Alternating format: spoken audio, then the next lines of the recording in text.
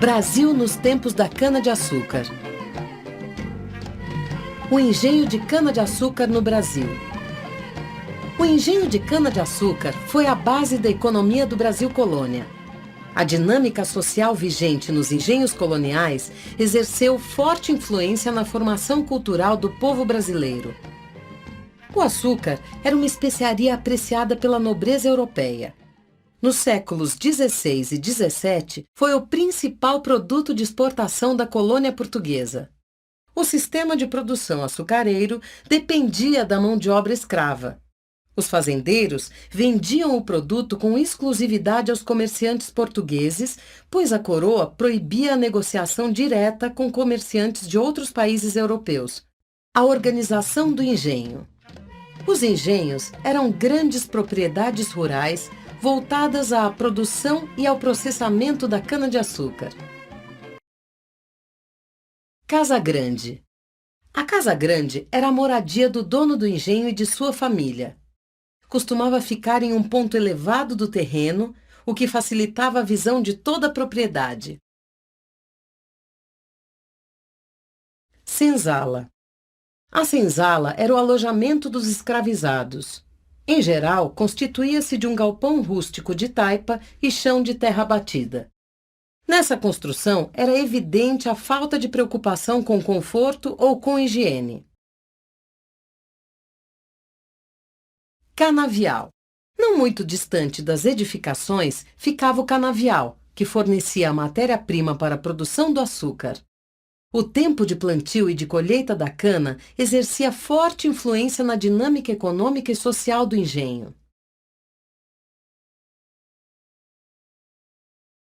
Casa de engenho. O açúcar era produzido na casa de engenho, que se dividia em 3 setores: moagem, local em que ficava a moenda, máquina de triturar a cana; fornalha, onde o caldo era fervido; e casa de purgar, na qual o açúcar era purificado e branqueado. Parte da cana era usada na produção de aguardente. Capela. Nos engenhos havia uma capela para culto religioso católico praticado pelo proprietário e por sua família. O capelão era encarregado de realizar missa aos domingos e dias santos, de doutrinar os africanos escravizados e de benzer a moagem de cana. Pelourinho. O pelourinho, coluna feita de madeira ou pedra, era o local em que os cativos rebeldes eram castigados. Roça. As roças de mandioca, feijão, arroz e milho eram destinadas ao consumo dos moradores do engenho. Rios e matas.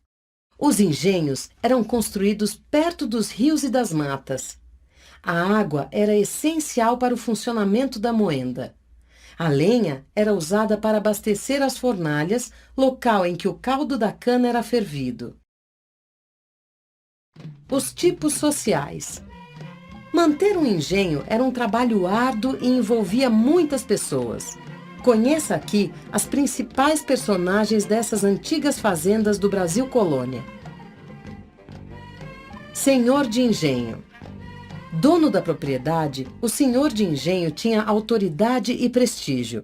Seu poder extrapolava os limites do engenho e influenciava a vida política e social da comunidade.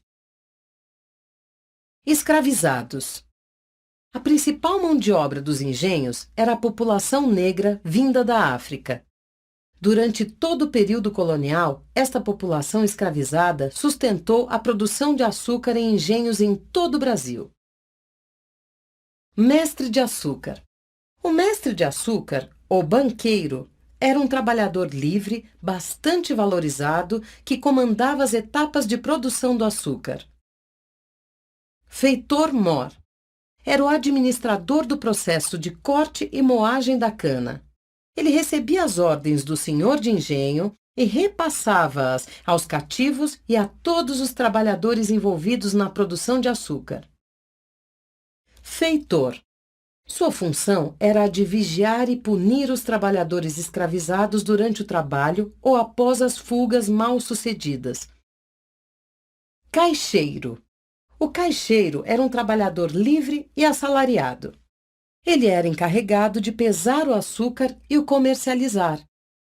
Era um homem de confiança do senhor de engenho, porque cuidava do livro em que eram registradas as quantidades produzidas e vendidas. A produção do açúcar. O processo de produção do açúcar de cana era trabalhoso. Ele era dividido em duas fases, de cultivo da cana e de produção do açúcar. O solo de Massapé não exigia o emprego de técnicas sofisticadas de cultivo. O plantio e a colheita da cana eram feitos manualmente. Os trabalhadores escravizados usavam instrumentos simples como enxada, foice e facão. Na casa de engenho, a cana era moída para a extração do caldo que dava origem ao açúcar. A moenda, máquina de moer, era movida por pessoas, animais ou por uma roda d'água. O caldo da cana era fervido em grandes tachos de cobre instalados sobre fornalhas. Na casa de purgar era produzido o açúcar branqueado, feito a partir do açúcar mascavo, escuro, por meio da purga, técnica existente na época. O açúcar branqueado, considerado de melhor qualidade, era posto para secar. Por fim, o açúcar era separado de acordo com sua qualidade e colocado em caixas de até 50 arrobas, para ser enviado a Portugal.